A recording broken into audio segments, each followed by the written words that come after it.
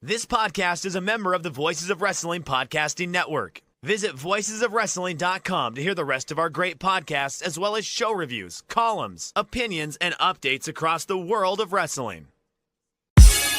Competition starting to get thick, it's the click, so I hope you watch your A-game. A-man, no rain from the track when we unite and spit. This is an A-game, better bring your A-game.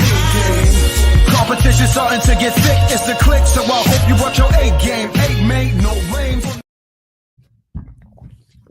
Whoa, hey now, it's the Mike and JD Show, and I'm your host, Mike Gilbert. And I'm joined as always by JD by God Oliva. How you doing, JD? Dude, I'm fried, man. We had finals at school this week, and then we had a high school tournament Friday, Saturday, and then we had a little kids tournament today, and I didn't get home until about 7 o'clock at night. And just, man, I'm so glad we're in winter break right now. And then tomorrow we're running a JV tournament at the high school because we're on break, and then I have to run a practice for the high school kids, and then I have to run a practice for the little kids, and then Christmas Eve, we've got to practice in the morning. We get Christmas Day off, and then we're hosting a big dual team tournament at our school Friday and Saturday. Dude, I'm like, it just doesn't stop. Like it's a thing, man. Wrestling season's a mofo right now. It sure is. It sure is. And we got kids. We got bit real bad by the staph infection bug. Dude, that staph infection in wrestling, it's the worst. Man, I've had it. It is disgusting. I know you've probably had to do this before, but I remember like my wrestling coach in high school bitching me out and making me bleach all of the mats. We all had to do it at some point, but there was one day where I had to bleach the entire mat, like from the whole gym floor, because I was in trouble. You got to clean the mat because it's super important. We go to these big tournaments, right? Like we don't go to any small tournament. We don't go to any like 1 day tournaments. All our tournaments are 2 days. We're always staying in a hotel somewhere. We're traveling. We were at one in Iowa about 3 weeks, about 2.5 weeks ago, something like that. And we came back, and one of my kids, he's like, "Man, my jaw hurts," and his jaw was really small. And then I look, and he's hit by his jaw. I'm like, kind of long hair. He's got like I joke with him, he's got bangs. His hair kind of covers his forehead. I'm looking at his forehead and I see a little spot there. And I say, pull your hair back. So he goes like this, pulls his hair back, and it looks like someone layered pepperoni on his forehead. And I'm trying to hide the staff. Yes, he was. And I'm like, Jesus Christ, dude. I yelled at him. I said, "Get the F out of the room.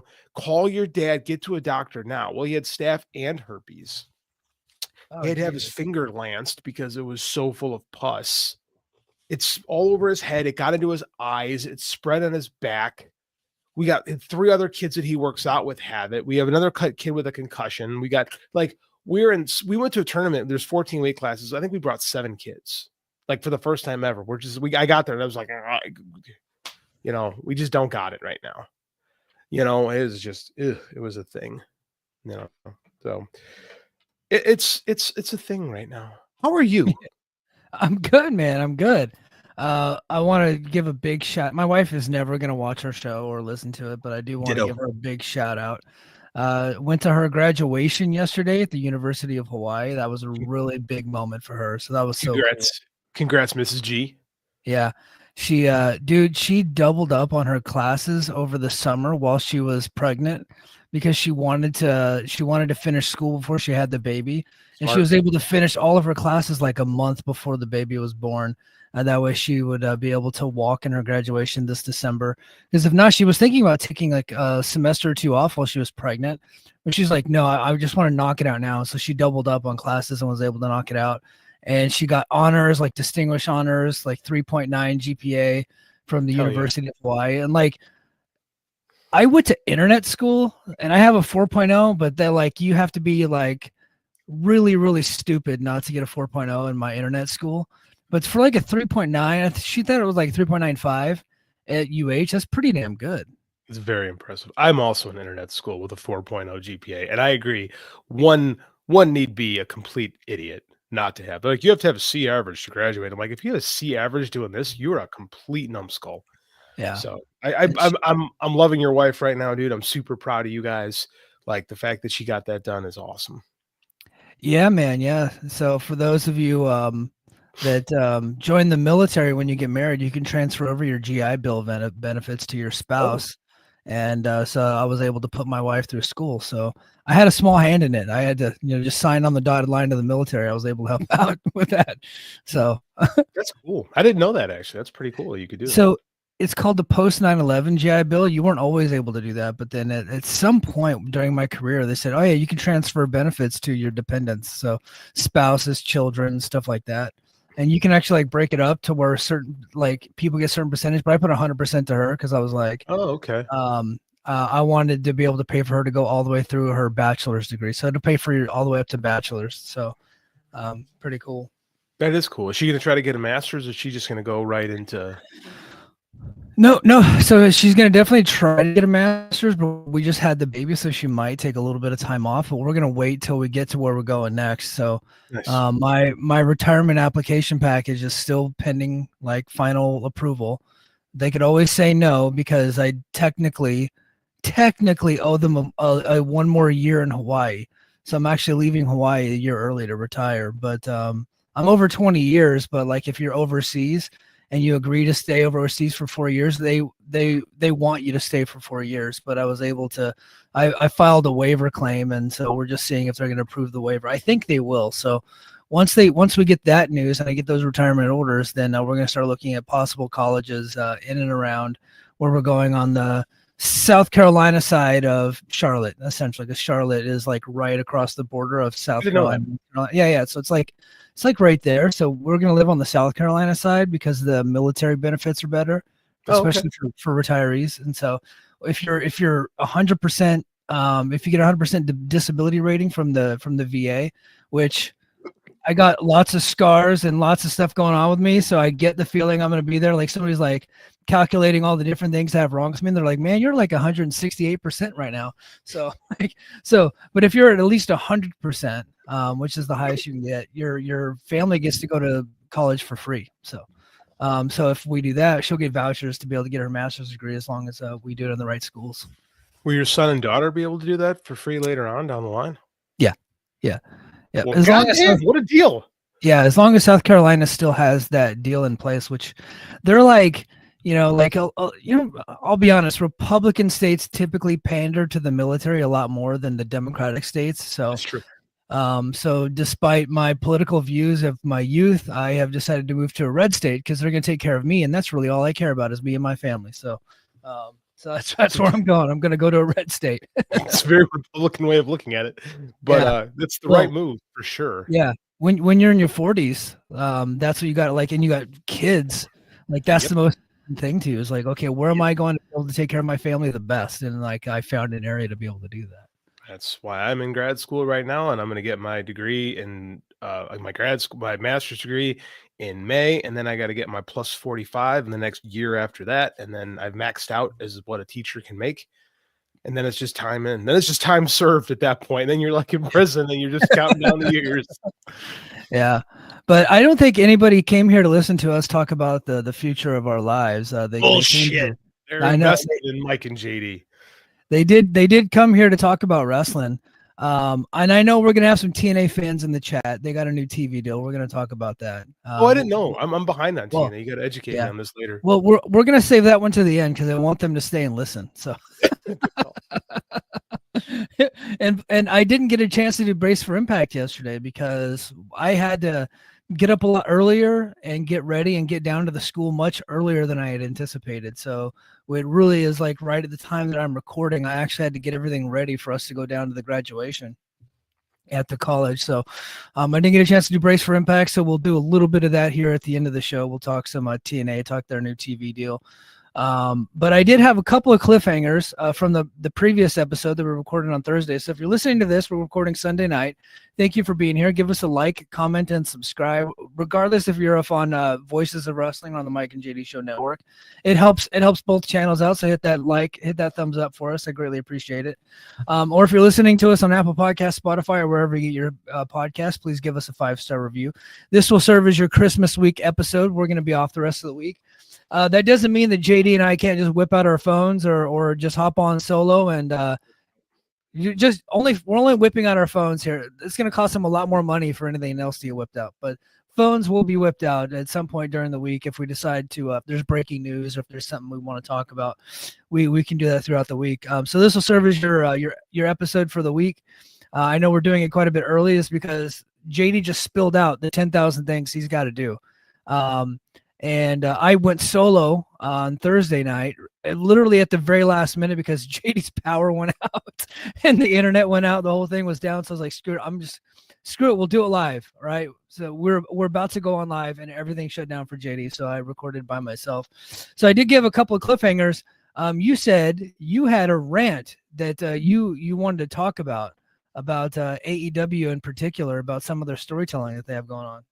Yeah, I was super hot about this when we were planning the show on Thursday before I lost my power and we lost the dual meet and I lost all energy and faith at that point. I'm a big storytelling guy and I haven't gone off on one of these tangents in a while, and I kind of wanted to do it again because I've been reading a lot about storytelling in wrestling and just listening to our the flagship program of the Voices of Wrestling Network. It got me thinking a little bit about storytelling in wrestling.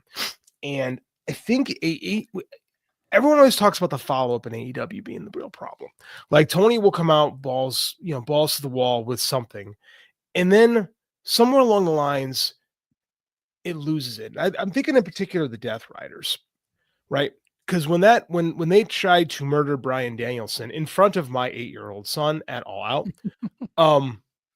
that was a great conversation to have with his mother.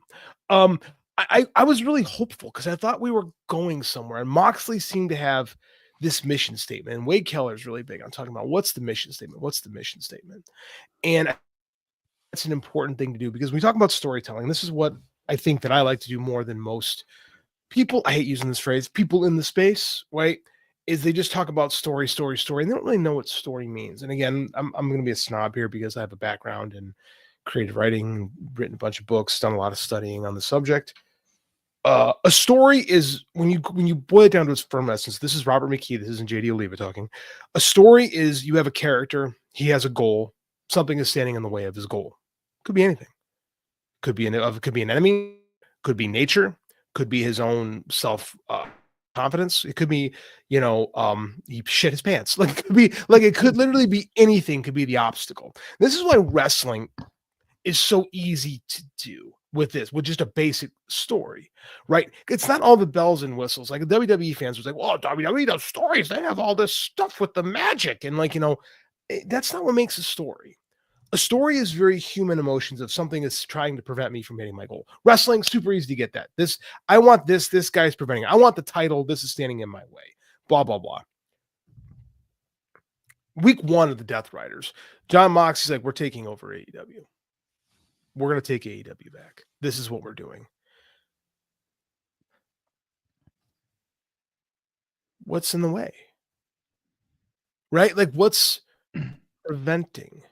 They had some jabronis in the parking lot at one point. That's what I'm talking about. Is this what? Okay. My hope for this was it would be kind of like a retread of the NWO. I don't think there's anything wrong with retreading stories in wrestling because again, there's only 7 stories that can be told. Right? There's literally 7 stories you could tell. There was a time I could have told you all 7 of them. I can't do that anymore. I'm no longer that kind of a college student. But all stories are repeats, and it all comes down to execution and the bells and whistles. So it's fine if you retread the NWO. The NWO was successful. We knew what the NWO wanted. We had that mission statement doled out every week for 2 years, right? And consequently, the rivals of the NWO constantly told you what their goal was, right? And it was boiled down to the Hulk Hogan stories. The NWO is basically Hulk Hogan has lost it, right? Hulk Hogan has lost a step. In order for him to get back to where he needs to be, because he's an insecure man, right? He surrounded himself with an army to keep himself on top. So it was very much like what was playing out in real life was actually happening on the screen too. So it was a real life imitating art thing. So that was the Hulk Hogan character arc at that point, right? I'm going to keep myself on top, and I've built up all these pawns to prop me up. And then you had the Sting character, right? Sting is going to take this down because everyone had lost faith in him, right? What is Sting fighting? Sting is fighting against the NWO. He's fighting against WCW, the people who he had trusted, who had lost faith in him. Really good stories. And I think that's what made the NWO really work, is like when you got that initial wave done of like, we're taking over, we're bulldozing, and they just destroyed the company right away. Then you start the Sting archetype of where is Sting? What is Sting about? And that became as important as the NWO itself, which is why everything kind of fizzles out after Starrcade 97, because the story was done. Right. And the next year, it really went all over the place because they didn't realize that they had finished the story. Right. So we had Moxley being Hogan, right? We had our established NWO. They were doing things by the book. And then it seemed like they lost their way, like almost less than a month in. Yeah. Like there was no like, this is what we're doing. This is why we're doing it. This is how we're going to do it. They lost a lot of that how. They told us why. They didn't tell us how or what the plan was. Like, we're going to take over AEW. What does that mean? You're going to take over AEW. What does that mean? What are you, from who, from how? How is it going to be different when the Death Rider's running it? And now what is the opposition? Who is standing in the way? How are they standing in the way? Like, they gave us Orange Cassidy, a character who by his very nature is in defiance. He has no real goal, and I tried to expand the character, but I think we can all admit it didn't work. Right? The buy rate's down. We have this 4-way that's really lost. So we never had that. This is where I'm going. This is how we have to fight back. Like, so again, this is where people say Tony struggles with story, and he really does. It's like, where are we going with this? Like, it's no secret that we've completely lost interest in this. Right? Because it's not clearly defined rules, but it's clearly defined goals. Right? There are no longer clearly defined goals for these characters at this point. So it's like the pace is lost. Like, the beats don't matter, and the beats aren't existent because nothing is happening. Right? What started out interesting is just kind of there. And this happens with a lot of their stories, is they'll have like this really interesting launching point. And the finishes are usually okay because the pay-per-views are usually pretty good because they're wrestling based. But it's the stuff in the middle that really kind of loses it, right? And it's that week to week where they really struggle. They really struggled in episodic storytelling over the last 2 years, roughly. And I think this is a prime example because everybody was really interested in evil John Moxley. And what's happened? Like, what moments have occurred on this show that have built into that? Who is his antagonist and standing? Who is the guy that's going to take him out? We all suspect it could be Darby Allin or something like that, but it's not present. Like, what threat have they posed since, murdering? They nearly murdered Orange Cassidy. They nearly murdered Bryan Danielson. But I mean, like, week to week, what's there? Are they really taking over? Like, is the Hurt, like, what's the difference between the Death Riders and the Hurt Syndicate right now? Nothing. That's what I'm saying. Like, I think the Death Riders are a bit more savage. I think they're a bit more sadistic than Hurt Syndicate, but that's really it. And I think that the Death Riders, their story, it went from we're taking over, and it evolved into, well, these guys need to just step up. And to get them to step up, they're murdering them, which I don't know is all that helpful for them to step up to be better stars. And it doesn't help when Excalibur is telling us they're fighting for the soul of AEW. What does that mean? That's a platitude. Yeah. Like, and again, I'm not going to get angry and fiery about this. I'm trying to do this as like clinically as possible and not come at it as an attack point or being like, you're being mean or you're attacking them. Like, if you want to tell me anything, tell me I'm being a snob. I can live with that. Like, what does this mean? We're battling over the soul of AEW. Why do we have to constantly reinforce that this company used to be better? Like, WWE never tells you it used to be better. They're always telling you this is the greatest era ever, right? And they say it to you to the minions believe it, right? They make their own reality. Like, if someone says in the chat, be mean. I don't want to be mean because I have been mean. I have gone crazy. And I think it diffuses my argument when I do that. I think when you go to, because they have listened to our show before. We have verified that. And if we go too mean, at some point we lose them. I know. So this is very much JD trying to be constructive criticism to get through to the powers that be that have actually listened to the show. And JD knows for a fact that I'm going to clip this and I'm going to label it to get the attention of the right people because there's something missing with the product. There is. And like, and again, I've said this before numerous times. I used to like love Wednesdays. Wednesday used to be my favorite day of the week. And now I got kids practice on Wednesday, and Wednesdays become like, I used to watch the night show, but it's like, I get up early to lift on Wednesdays and I come home and I'm tired. And it's like, well, I can hang out with my wife a little bit before bed, or I can stay up late and watch Dynamite. And it's just like, the show is really struggling. And honest to God, it's waiting for the West Coast feed kind of breaks me sometimes. Like I think with now the Max thing, I think as a viewer, I think I can be more engaged because I can start the show whenever. You know, I don't have to wait for that to go. I don't have to wait for commercials. Like I think that's going to be better for me personally. But at the same time, like I'm not as engaged as I once was. And it's not being angry. And I've seen this, right? And this is me talking, right? When I'm really, and I've had many, many shows where I've gone off and been like all fired up, and I can be like Coach JD. Coach JD is a fucking maniac. And I don't want to be that guy right now because I don't feel like the message gets delivered. I want to be as constructive as possible. And I don't want to be Eric Bischoff and be like, they suck or something like that. Like, I don't want to be that guy.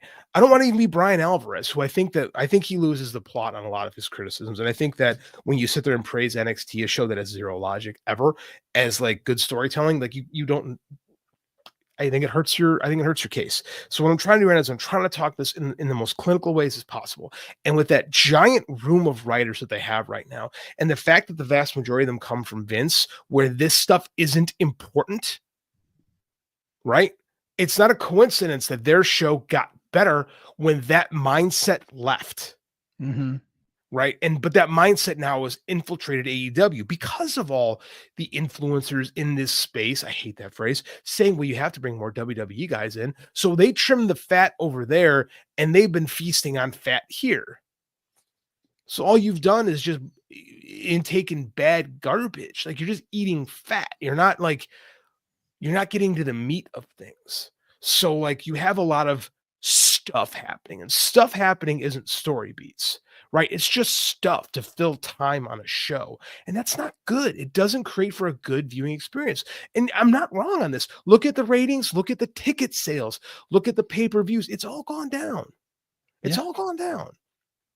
And it is because the stories aren't as engaging. And we talked on this show a couple weeks ago where I proposed like they do a lot more sports-based storylines just to differentiate them. Like, playing for a contract, winners get X amount of dollars, like, you know, taking more influence from the sporting world because it's different than what WWE does. So I'm not saying you have to have, you know, the Undertaker with his druids and stuff, because that's not story either, right? Yeah. That's just bells and whistles. A story at its core is character A wants something.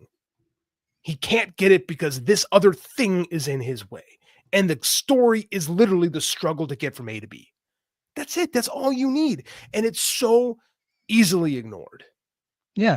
I feel like they're missing that with a lot of the different characters. Like, what is Will Ospreay's goal right now? Yeah, great question. Other than to have the best match every night. And I'll be honest, like the guy who has the best match every night, that doesn't really matter too much. No, it's like, are you winning, bro? Because he's lost 2 matches in 4 days in this tournament. And I really feel like he was their hottest character at the beginning of the year. He was of all the big signings that they had to start the year off with Okada and Mercedes Moné. I feel like he was really the one that resonated with the audience the most. And we all felt like he was going to be the guy to carry the company forward into the future.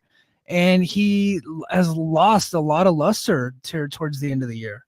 I think what hurt him a lot was quite honestly losing to Swerve. And again, like, well, if you're a hot character, you could lose and come back. And I think that's true when the company is really hot. When the company isn't hot, you have to be building somebody, and they haven't really built anybody. Wow. Keep it Wolfson. Yeah, that's Junkyard Akiyama on Twitter. He's got a couple different aliases, by the way. Okay. I like that guy. He's got good stuff, actually.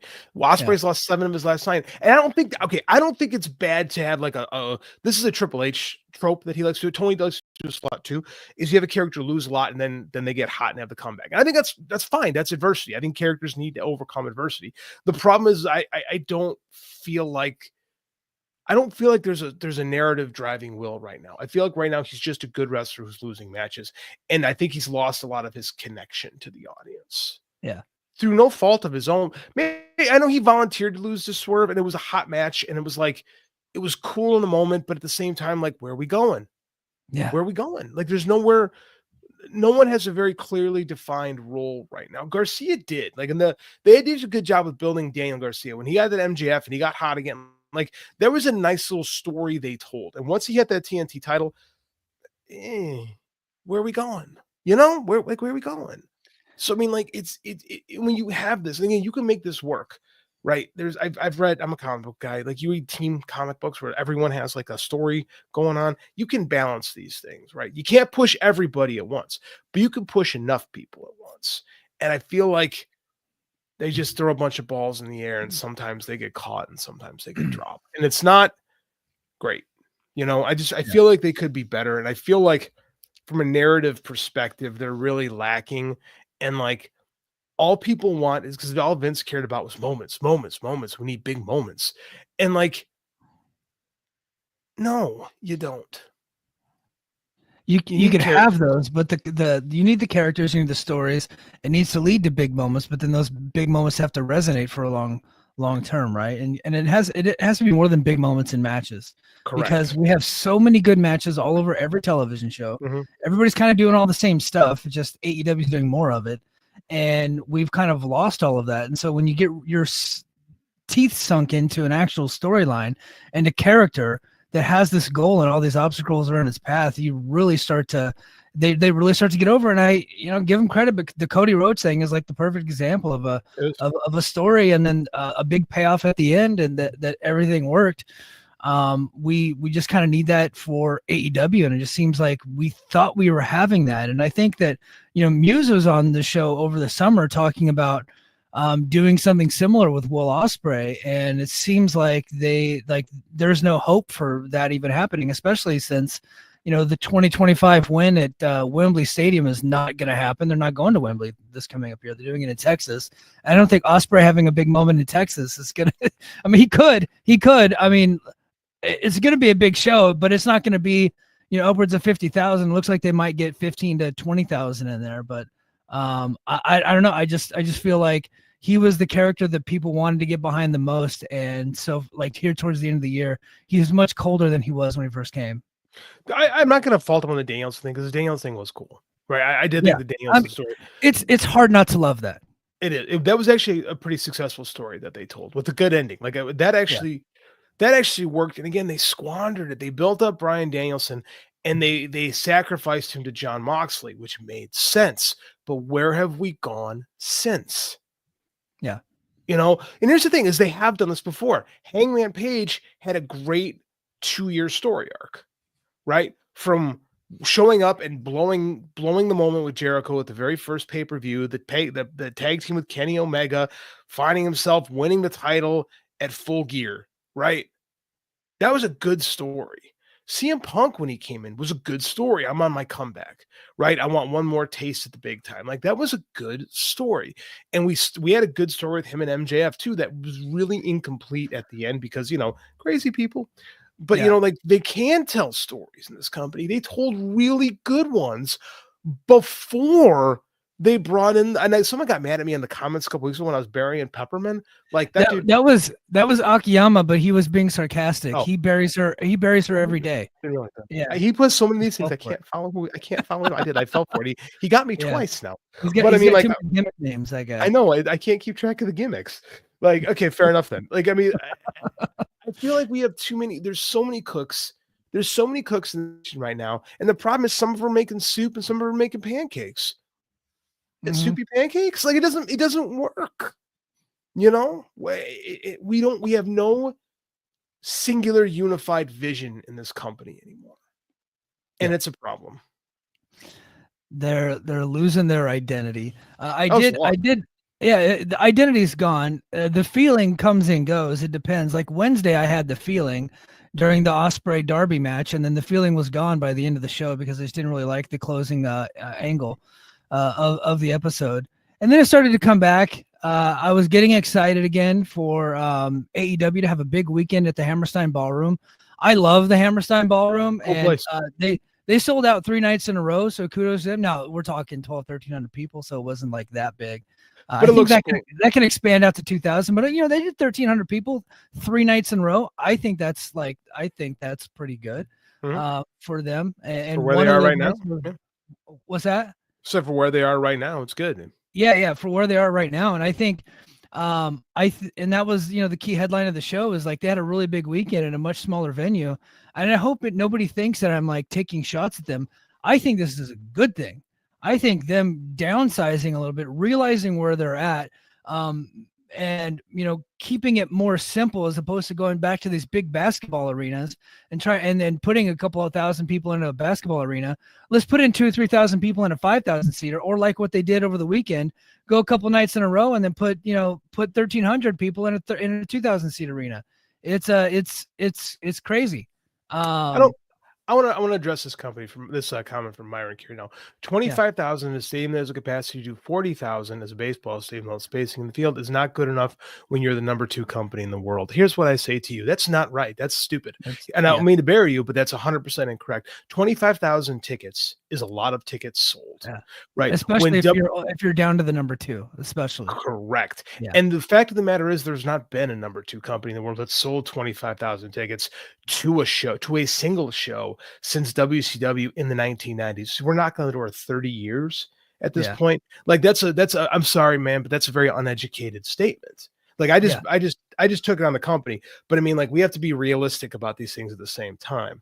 Like, nobody else is selling those kind of tickets right now. And I want you to look back at SummerSlam 2022, right, with Triple H's first show when they were at the Titans Stadium, right? A good chunk of that stadium was tarped off. Yeah. And all that.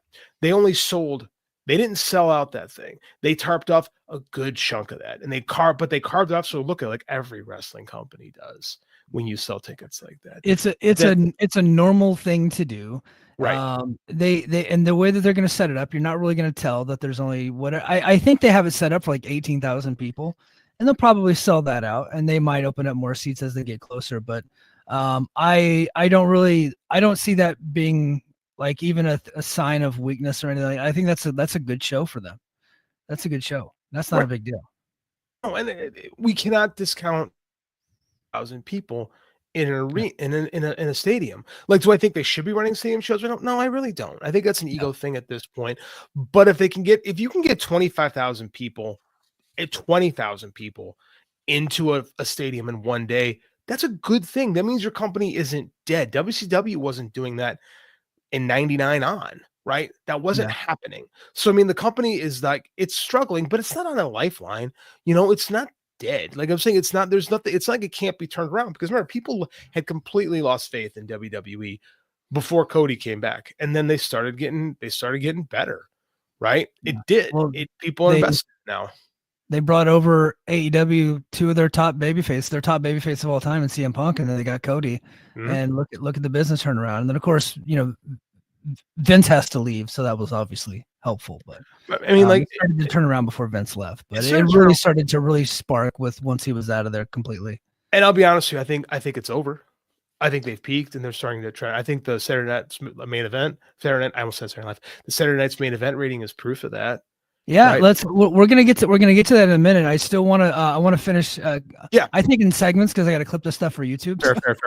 I got that ADD where I'm always all over the place. So. Yeah. But I did want to compliment them some more on doing the Hammerstein over the weekend. I thought that Ring of Honor was mostly a pretty good show. But they cannot stay away from some of their worst tendencies. They have some matches with no story that just kind of like guys that they're throwing out there. Like, it just seems like Tony Khan just likes these guys and throws them out there. Like, Shibata versus Tommy Billington sounds great to me, right? But there wasn't really much outside of that. But that was a fun match. I thought that was pretty cool. Can I counter you on that? Yeah, I'm not saying it's a bad thing. I thought that was a fun thing. I think Ring of Honor is the place you can do that. Yes. Yes, Like, but Ring of Honor shouldn't be the place that you put Chris Jericho versus Matt Cardona for the world title. Like, I just thought that was awful. but it's sold. Like, people bought tickets for it.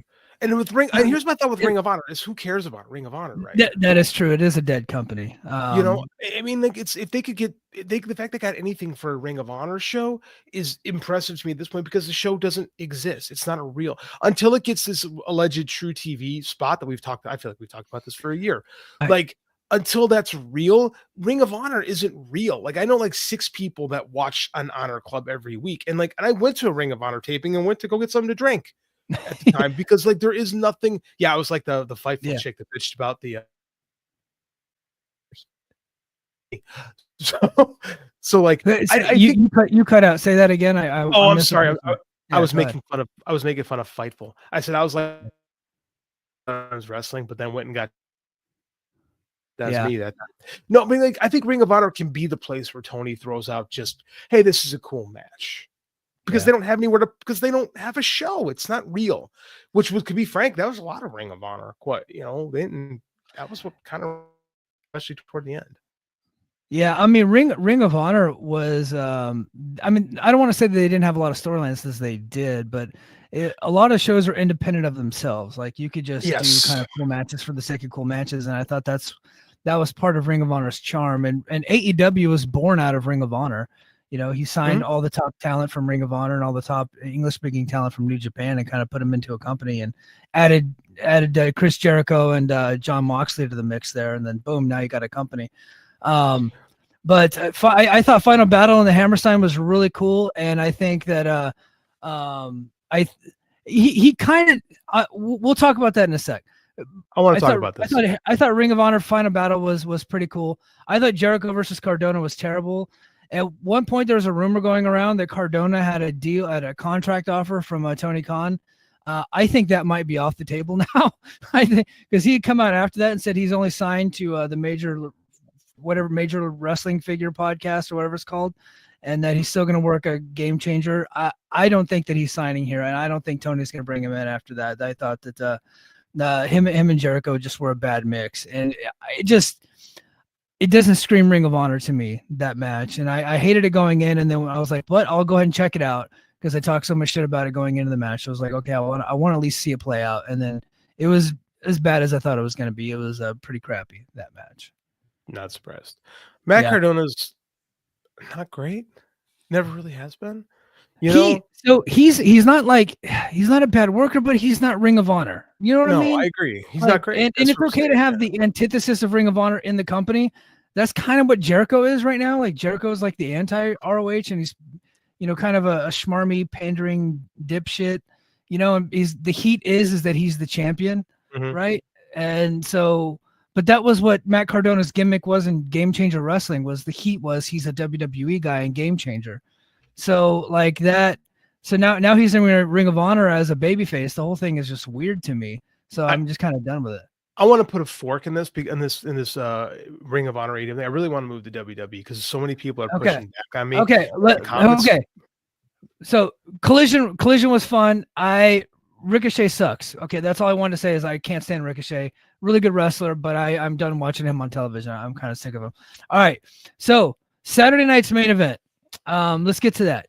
So I watched it. I happened to actually enjoy Saturday night's main event. I thought that was a fun, it's kind of like shutting your brain off and going into like an 80-minute action movie. It's like you just eat popcorn and you don't really learn anything. You don't really gain anything of value, but you're still having fun. That's kind of what it was for me. I thought the matches were a little bit fun.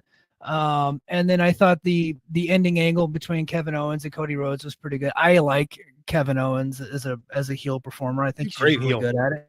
And I like that they're throwing the heel back in, and Kevin Owens stole it, and he's claiming he's the champion. I also liked Jesse Ventura on commentary. It was kind of a throwback to my childhood. I think Jesse Ventura is one of my favorite all-time heel commentators. I just always loved his work.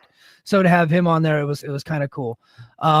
But Saturday night's main event, 8 p.m. on NBC, and without really like a ton of competition, did 1.5 million viewers on NBC. Now, NBC Universal and WWE and Chris Legento got it out to the media. they combined the numbers and had over 2 million because they said 700,000 watched on Peacock, which That's is such complete horseshit. bullshit. Like, horseshit. Yeah. And but You people, can't- of course, fell for it. So kudos to them. because so many people grew up watching The Ultimate Warrior and Hulk Hogan that if WWE sends them something, these little jagbag jerk-offs can't wait to write something so that Nick Khan, they can genuflect in front of Triple H and Nick Khan. Like, Yeah. I mean, I'm telling you right now, 1.5 million people watched Saturday Night's Main Event on NBC. That would have been one of the worst drawing SmackDown on Fox's. Yeah. Yeah. It would have been one of the bottom of the barrel. It was basically equal to what Raw did on Monday, the following Monday. So 2 nights later, that's basically what Raw did on USA Cable, which is in significantly less homes. So they weren't able to leverage the casual viewer. And we've been talking about it for a while. There is not an appetite for more wrestling on TV. Like we are oversaturated like a mofo. They didn't draw any casual fans. There wasn't really any significant competition. It was a total bomb, and nobody wants to say it, but it bombed. It legitimately bombed on because television. You can't say WWE. Like I said that they peaked. People are like, how can you say that? But because I'm just reading the numbers. Go to WrestleTix, right? Their Twitter. Yeah. Look at what the shows are doing. They're not selling as many tickets as they had been. Now the argument that people are going to make is, yeah, they're not doing bad. They're actually, and Dave mentioned it on his show this week. They're down, not by a lot, but slightly down. They're not down as bad as what AEW. And I think if people are like, if you're just trying to compare them to AEW, then you're deflecting. You're not trying to grapple with the fact, because JD and I on this show have been talking about the decline in AEW all year. Okay. Mm-hmm. So we are not trying to protect AEW by saying that WWE is going down. We're just talking about reality. Okay. Mm-hmm. The reality of the situation is they hit their peak. Now, could they gain in 2025? I think that they can. They could, right? They could. They have peaked so far in 2024. They're down. Saturday Night's Main Event bombed. They're still like about 75% sold for Madison Square Garden a couple of nights before they have their big holiday show on the 26th, the day after Christmas, which is their big show that they sell out every year. They're not all that close to selling it out. That is usually a barometer of how well they're doing. Now, again, Cena's coming back. Lynch is coming back. Charlotte's coming back.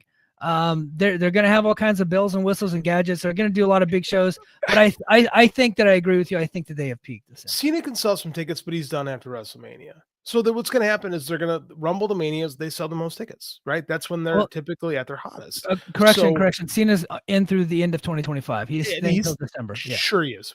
I believe that when I see it. I think he is. I think he is. I think they're probably paying him a lot of money to do that, and his movies aren't exactly like setting the world on fire. That's also true, but Charlotte's not a draw.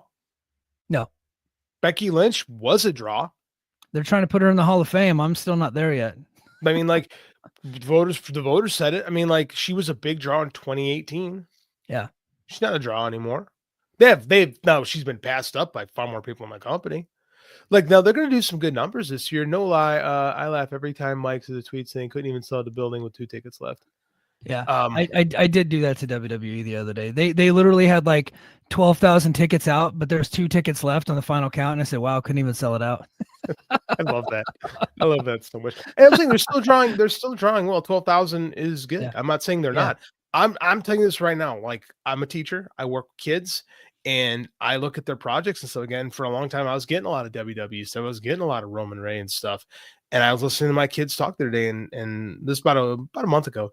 And like they were saying, like, I don't watch it as much anymore. I'll watch the big stuff on Peacock, but it's boring. Yeah. And I'm hearing and this was my bellwether when I knew they were on the upswings, when I heard my kids talking about it and starting to talk about how much that they were into the bloodline thing. And like, I had a bunch of kids doing the one in class and stuff like that. I don't get that anymore. No. So, I mean, like, that's kind of my anecdotal evidence that I think it's cool. And I'm not saying it's bad. I'm not saying they're not selling anything. I'm not saying they're going back to 2017 numbers. I'm saying it's kind of peaked for right now. And you're going to get John Cena back. And then what is that going to stay? And this thing too, if he's there for a year, he don't mean as much than he means at the beginning, because he becomes part of the show. I think WrestleMania is going to be a monster again, because it looks like WrestleMania. Of course it is. Yeah. One, it looks like I think Rock's coming in for Netflix, and he's probably going to be on several of the shows in the first quarter. And I get the feeling it's going to be Rock versus Cody, which is going to be a monster of a match. Mhm. And then it looks like Sean Ross Sapp is reporting that CM Punk versus Roman Reigns. CM Punk, gotta love him, talked his way into the WrestleMania main event. Probably going to be night one main event, but still WrestleMania main event. He finally looks like he's finally going to get it. It would be so beautiful if he gets a night one main event after the shit he talked a few years ago. Yeah. About how that's not the real main event. About how you can go into MJF night one of a 13-night WrestleMania, whatever it was, and then he gets to do that. Like the ultimate hypocrite continues to be a hypocrite. The best. My hope is that that match gets bumped for fucking Rhea Ripley versus Becky Lynch or something like that. Like that would just make me so happy. I don't think it will, but that would make me so happy. Hilarious. I mean, like it would just be super funny.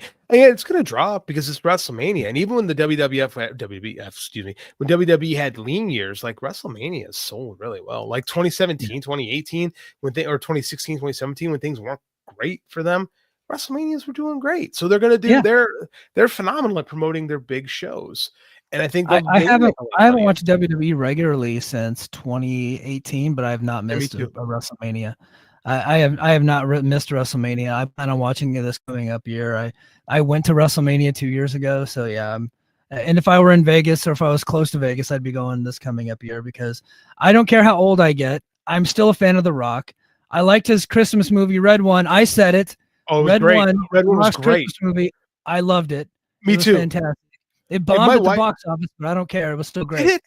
That's a shame. In theaters, it bombed, but right now it's like one of the all-time highest viewed movies on Amazon Prime history. I don't know what that even means, but they put out a press release for it. So, dude, we took our kid to see that. My wife and I both agreed it's one of our favorite Christmas movies ever. Yeah. I loved Red One so much.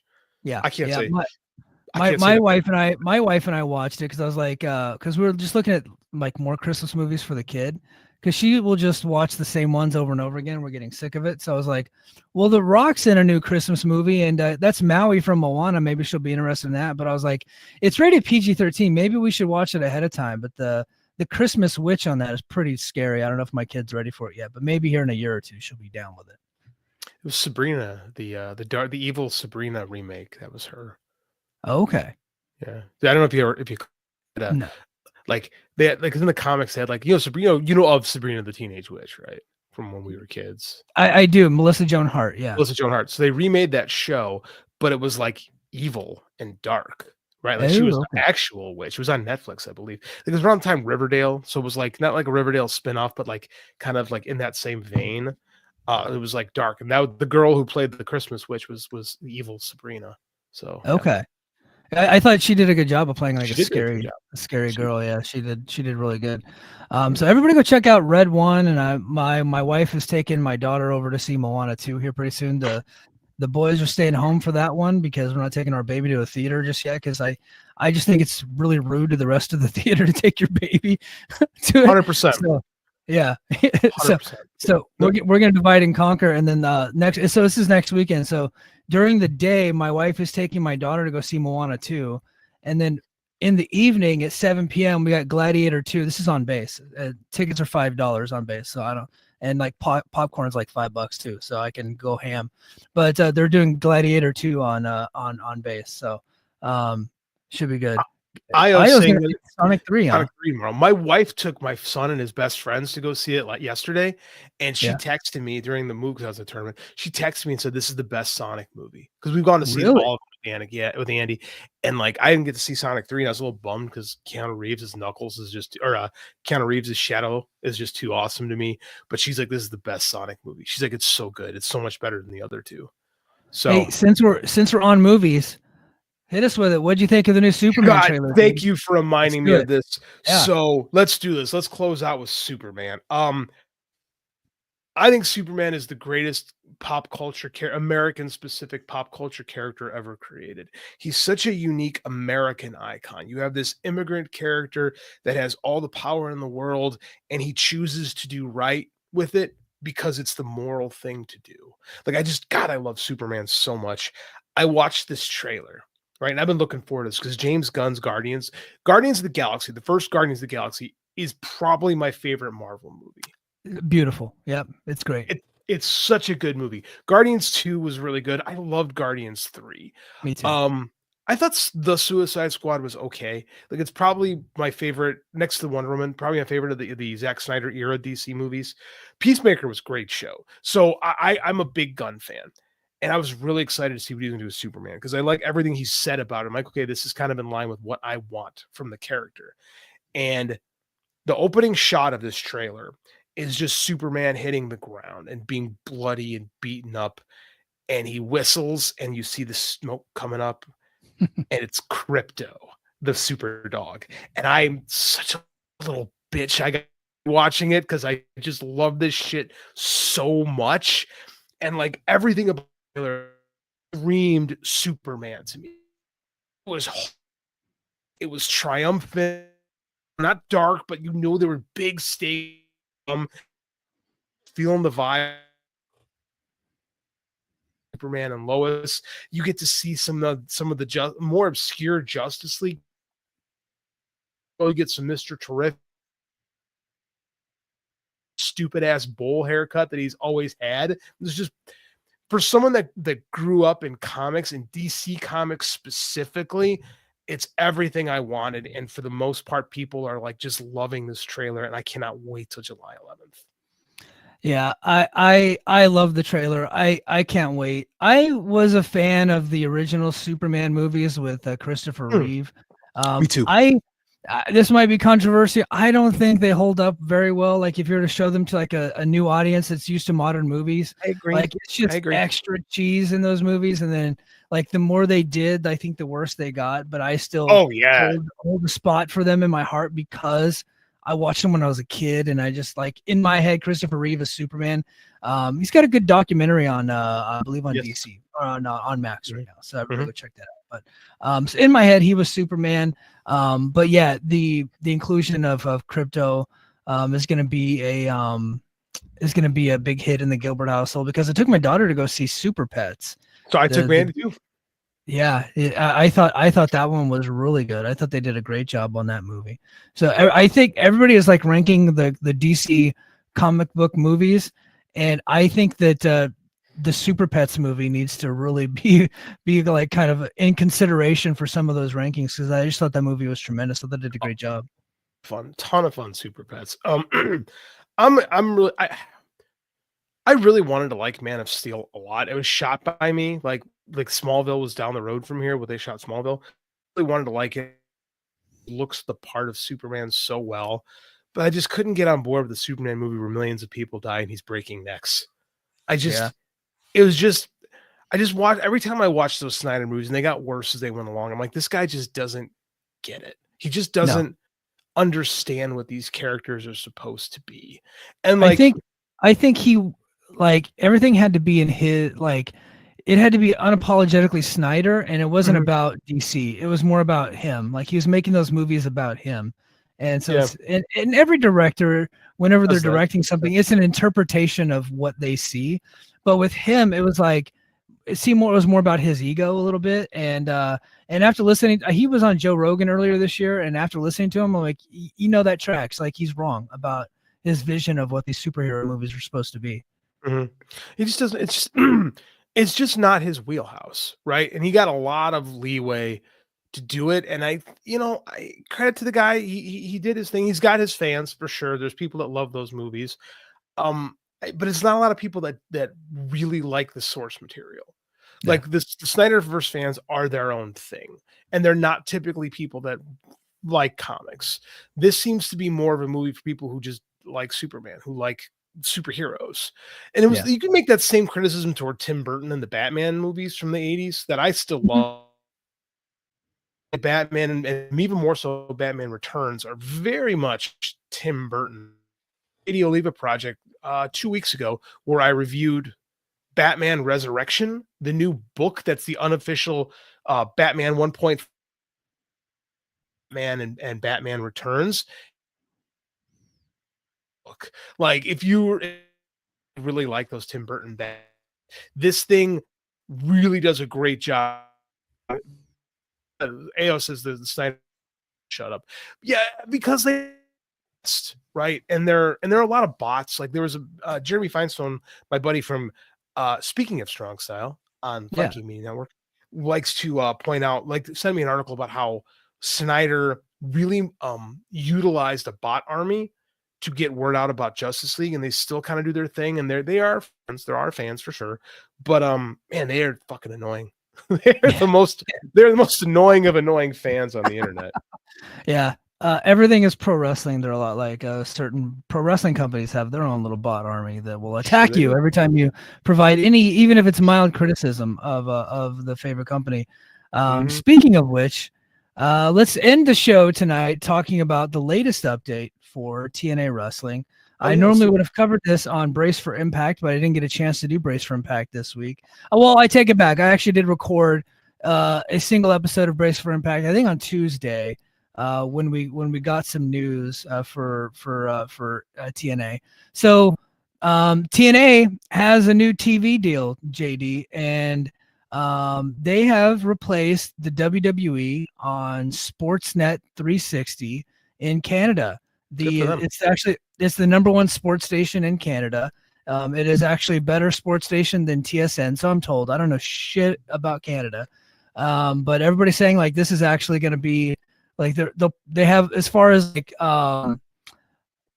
like ability to gain viewers, like they're going to be on the biggest network of all wrestling companies in the country of Canada. So they actually have a better TV outlet than AEW does. And then of course WWE is going to be on Netflix. So they're on Netflix everywhere. So that would include Canada. So they're actually going to have like they're on a bigger station than TSN, and TSN is what holds AEW. And then AEW is on at like weird times on TSN, and sometimes it's on the app. So their deal in Canada is not very good. So TNA actually has a better TV deal in Canada than AEW. I get the feeling that AEW is getting paid a lot more money for their deal on TSN than TNA would be on Sportsnet 360. But I think this is a good day for TNA. They're a Canadian-owned company. They have now left the Fight Network, and starting on January 2nd, they could see TNA Impact, Explosion, Impact in 60, and a bunch of classic programming all over. That was reported by John Pollock today. So that's a big deal for TNA, man. Yeah, good for them. Like, I'm gonna be super curious to see what that translates to into viewers, because like when you look at Canadian ratings for stuff, the raw number is just significantly lower than it is in the US. I don't think the people in the US realize just how dramatically smaller the population base of Canada is. Square mileage wise, it's big, but I mean, it's 10% of the US population. So if we have 300 million, they got 30 million. So that's kind of how it was explained to me. So I don't know what the population is right now, but it's like 10% of the US population. So yeah. I'm super curious to see what those numbers will translate into, to be honest with you. I don't know. I don't know. I think I'm really happy for them. I'm curious to see what that means, because we've talked about before about TNA becoming like a largely Canadian based company at times, especially when Scott was running things, but that seemed to go another way. I mean, it's, I don't want to say its roots are in Canada, but it's like present is certainly Canada. I almost said Canada. Canada. Well, their parent company operates out of Toronto. But their home base essentially where they do all the productions in Nashville. So they're Toronto based and Nashville based. So they got a mix of a lot of Canadian and American employees, but their entire leadership chain, Gail Kim all the way up, is all Canadian. So like Anthony Chon and all the different people that work for that company, they're all Canadian. Lynn Asper's out of Winnipeg, I believe. So but I think that this is actually a better TV deal than what they have in the United States. I think they'll probably get roughly more, probably end up having more viewership than in Canada than they do in the US, because of just how it's not just how small Access TV is, because Access TV is probably available in more homes, but because it's the number one sports station in Canada, they just have more people watching it, right? So even if it's not as available, it doesn't reach as many people. There's just more people per capita that are actually watching that channel than Access TV.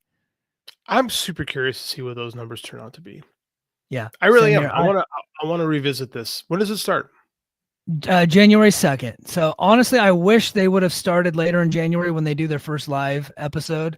I think it's I think it's 27th is when they do their first live episode of Impact, since like over 10 years. So You gotta I give would be curious to see what it looks like though. you gotta give Impact TNA a lot of credit, because I remember going to Impact tapings at Skyway Studios in Nashville back in 2021, right? And just seeing kind of where things were for them at the time in that tiny little studio. It was tiny, let me tell you. Yeah. And the fact that they're going to go back to live TV and how much they've really grown, right? Which just it's just the amazing thing about wrestling is like things people just assume, like this is just in general, people just assume that things just expand constantly, right? And don't understand the idea of businesses that they're up and they're down and they boom and they bust, and they companies that exist for a long time have waves, right? Like sometimes you're up, sometimes you're down, sometimes you're in the middle, and it's fun to see TNA kind of on an upswing right now, like for TNA, like, and Yeah. it's been cool. It's been cool to watch, and I like that they've got this.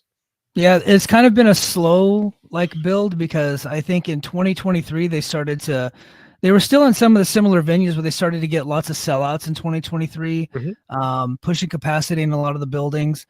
And then in 2024, they started to go into bigger buildings, and like next thing you know, they're doing 2,000-3,000 people in certain venues. And then in 2025, they're like in April, they're going to where the USC Trojans play basketball, that like you can get like upwards of 3,000-4,000 people in there. And then they're doing the UBS arena where the New York Islanders play hockey in New York. And they already sold like almost 2,000 tickets like within a couple of days, which like we're talking Impact, we're talking TNA, right? So I'm not trying to compare them to AEW and to WWE, because those two companies have a significantly larger budget. So what TNA is doing is purely like grassroots type of marketing. They don't really have the money to go spend on a local marketing campaign. They're just getting their wrestlers out in front of people, getting them in the local media. Like Kazarian and Nick Nemeth were at USC Trojans basketball game, and they got, they did a tour with all of them, like a press tour with the Trojans and stuff like that. So that's how they're getting out there and selling tickets, is just by getting out there and working. They don't have the power of their television show to be able to sell tickets for them. No, they're hustling, man. Their street team game is really good. They've gotten really good at selling tickets. We bashed them back in the day, back when Base for Impact was our main show. And in that time, they busted their ass to sell seats in just about every town they visit. And you have to show respect for what TNA management has been really able to do to sell tickets the last few years. As far the one concern I have in 2025 is them retaining talent. They're going to lose Jordan Grace. They're going to lose probably Gresham. They're going to lose Joe Hendry at some point. Do you think it's a good idea? Now, here's the problem: is that WWE started their ID program, right? Which is going to force AEW to start really picking up a lot more of the other indie guys that aren't getting tagged. If you're TNA, I think you should be using these WWE ID guys. I think so too, because I think for a long time I didn't want them to embrace the idea of being a feeder league, but I think them being the feeder league is kind of what helped gain some of the momentum that they got in 2024 when they did embrace it. When they did send their talent over to WWE and like got them in front of bigger eyeballs. And then what did WWE send? Feeder type of talent, like talent that never wins any matches, that are not getting pushed, just there in TNA to get reps. And that turned out to be like really good for both sides, right? And so I think that if you're WWE and you sign these ID people, I think that you would want them to go to TNA to get the repetitions, like kind of sending them on excursion, like go to TNA for a year and then we'll bring you up to NXT. And then because they're not, and if you're TNA, I think you might as well be okay with that, because what are they getting right now? They don't have the resources to compete with WWE or AEW when they want a piece of talent, right? Like they're not going to outbid AEW for Speedball, for instance, or they're not going to outbid WWE for Jordan Grace. So who are they getting? They're getting the runoff from both companies at this point. And they have to be able to do that effectively. Anyone decent by the end of next year is going to be signed to something. You're either going to have a Ring of Honor deal, a WWE ID deal. You're going to be with New Japan Strong. Like everyone is going to be tagged something. So if you're TNA, I think we've talked about this before, about TNA being like Memphis, right? And a good place for talent to stop over, or young talent to develop, right? I think more now they can really be Memphis in the early 90s. Right when WWF was using them and having like Tatanka and Owen Hart and like Coco Beware, and guys just go down to Memphis to help Memphis out and help Lawler and Jarrett. And I think that that's a good spot for them right now because they can really help be the place where, like, you know, because I'm pretty sure NXT is going to be performance center guys, you know, and they've made it like pretty obvious that the PC is going to be for your NIL athletes and the ID is going to be for your indie workers. Yeah. Right. And I think that's really smart of them because the indie guys aren't getting better at the PC. They're just getting hurt.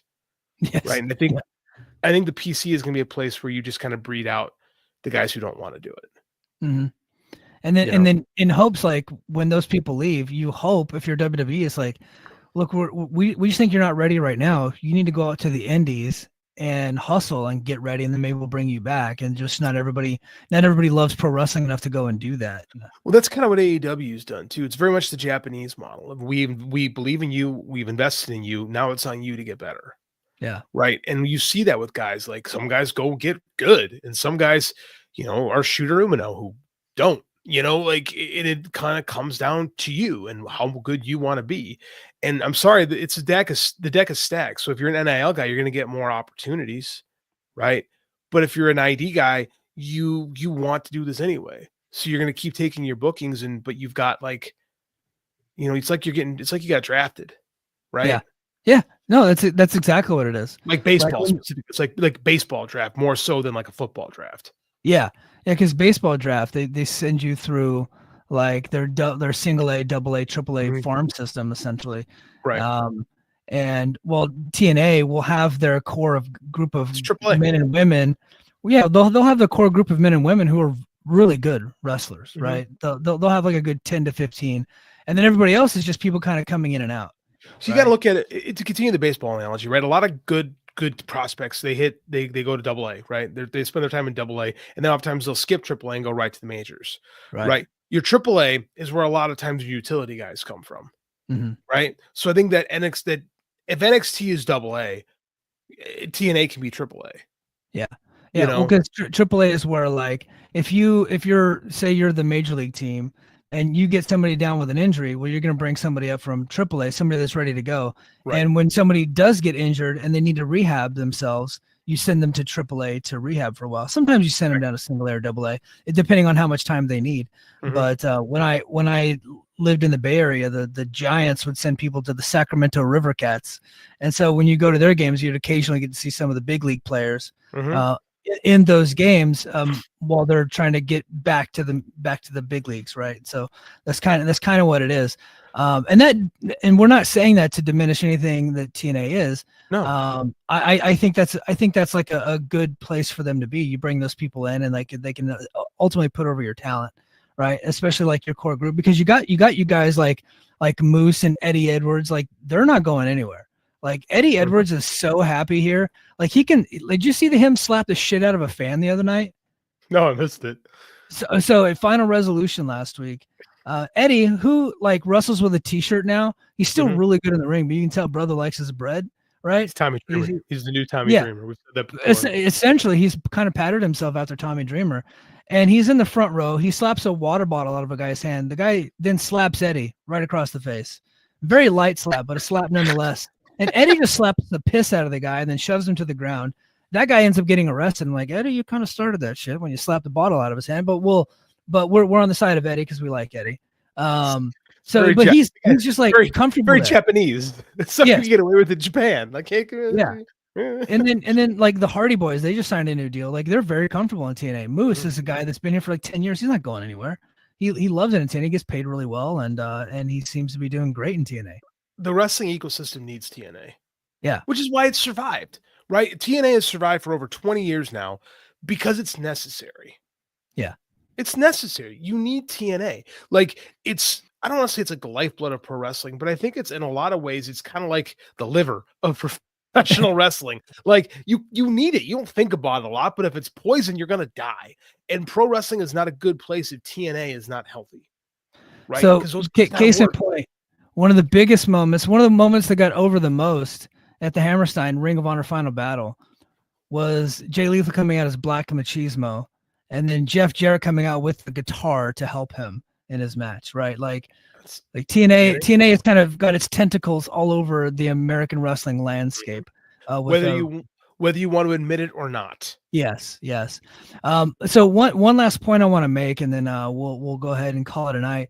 I do think that TNA's new TV deal in Canada on Sportsnet 360 does send a signal to television companies in the U.S. that they're not married to staying on Access, because the whole reason TNA exists right now, that it was bought out of bankruptcy, was for Anthem to have their top-rated show on the Fight Network, and it's been the top-rated show on the Fight Network ever since.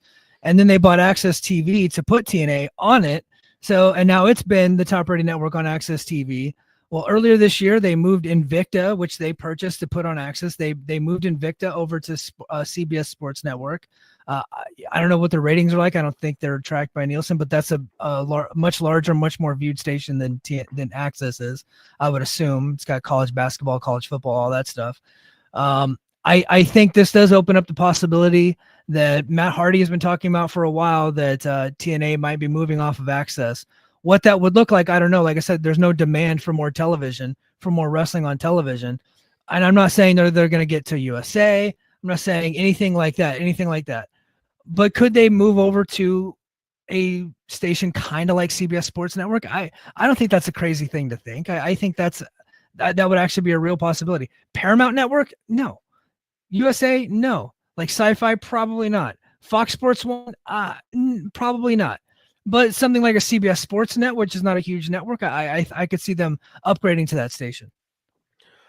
I'm bullish on this one, mainly because there's such saturation in the marketplace as far as pro wrestling goes.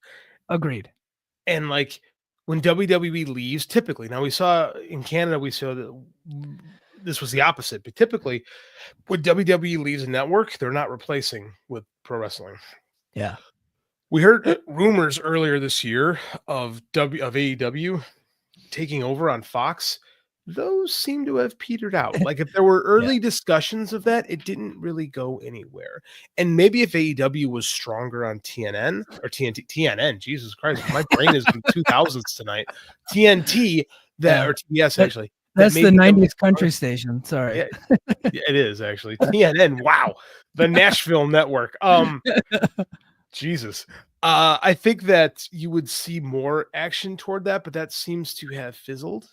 Maybe it'll come back at some point, but I mean, well, right now Fox is killing with sports, so I don't know. Maybe in the springtime, something. I don't know. I don't foresee it right now. Yeah. So let's see how the marketplace feels about pro wrestling. There is no demand for pro wrestling on television. The ratings are dictating that. AEW is way down. TNA is TNA. WWE, as we saw, adding Saturday Night's Main Event did not work, right? But with them moving off of USA, and no, I'm not saying USA is going to pick up TNA. That's not what I'm saying. But there's less. And Rampage just died. They just taped the very last episode of Rampage. It's never coming back. So, which tells me that there really isn't a demand for more wrestling on television with Rampage going away. And it looks like maybe this Fox deal would have has fizzled out. So I don't know, man. I think 2025 with TNA is going to be super interesting. They're taking some big swings. I do want to shout out Myron Kidd here because he had the comment earlier that that the number 2 company selling 25,000 tickets in a baseball stadium was not very good. But he's very confident that TNA will pull out a great attendance number for the UBS Arena show. Brother, UBS Arena is a 20,000 seat venue, and they set it up for 4,000. So there you go. That's so TNA set it up for 4,300, and I think they'll sell that out. But we're saying the same thing, right? Come on. Yeah, let's be consistent. Yeah, and that is really good for freaking TNA. Yeah, it is. 4,000 people in an arena, a real arena for TNA. That's good, but a lot of it's going to be tarped off, realistically speaking. And you got to kind of own that because this is what wrestling companies do. They rent arenas and they base it. Okay, I think we could sell this many tickets conservatively, and if they sell more, well, then they open it up a little bit. If they don't, then they contract it a little bit. It's believe me, I went to Dynamite a couple weeks ago, and it was I've been to a lot of the Dynamites at the Wind Trust, and sometimes they're packed, and recently it gets a little bit smaller, and a little bit smaller, a little bit smaller. There's less seats on the floor. I know it kind of is what it is with wrestling. Yeah. And it's cyclical. I always worry about the cycle going down because I've seen it so many times in my life, but TNA is doing well right now. You gotta. Hey, if you told me 3 years ago they'd be selling 4,000 tickets to anywhere, I'd have called you crazy. But here we are. Yeah. Yeah, I would have been like, what? Are you just rounding up homeless people and putting them in the bleachers? Like that's what I would have thought you were talking about. But it's an Eric Bischoff trick, actually. Yeah. That's what they did at Center Stage. All right, guys, that is going to do it for us this time on the Mike and JD show. Everybody have a very Merry Christmas. Merry Christmas. If any news breaks during the week, I'll probably just hop back on. JD, as you already know, is super busy. Brace for Impact will be back live on Saturday morning, so you guys can interact with me and chat with me on there. But again, if any news breaks during the week, I will just do a quick episode for everybody. But please have a very Merry Christmas. Take care of your families. Love each other this holiday season. I would greatly appreciate it. Everybody be as nice as humanly possible. And if I say anything stupid on Twitter, please feel free to just laugh because it's all jokes. Happy holidays. Happy holidays, everybody. All right, everybody. Mahalo. Competition starting to get thick, it's the click, so I hope you watch your A game. Hey, mate, no rain from the track when we unite and spit. This isn't